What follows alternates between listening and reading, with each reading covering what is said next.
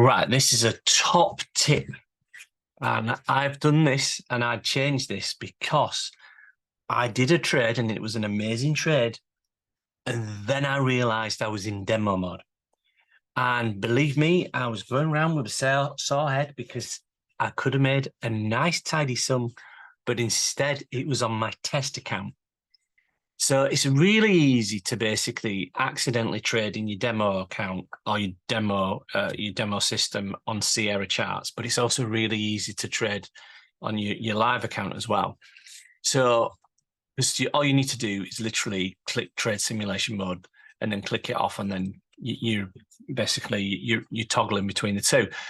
So what I did is I've changed the color so that I know that if I'm in the trade simulation mode, I am red. Now, you might ask, how do you actually do that? Well, you go to global settings, go to graphic settings global, and then you scroll down. Now, bear in mind, there's literally hundreds to look through. So it is the chart trade.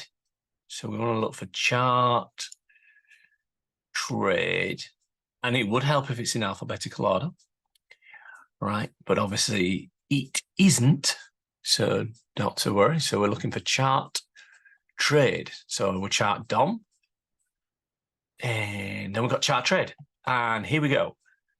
Right, so non-simulated and then live, right? So obviously simulation mode, I have this set to live, so I have it set to gray, and then I have this one set to red. So obviously if you change this color, so for instance, I would change it to yellow, right?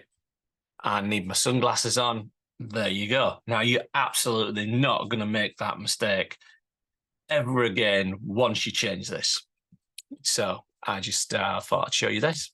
And I have mine set to red, but what I do is, because obviously that's going to just literally pull your eyes out, right? Especially at night if you're trading at night. So what I just do is this. I just bring it down like so, and boom, there you go. I know, definitely, I will never make that mistake again. Hope this helps.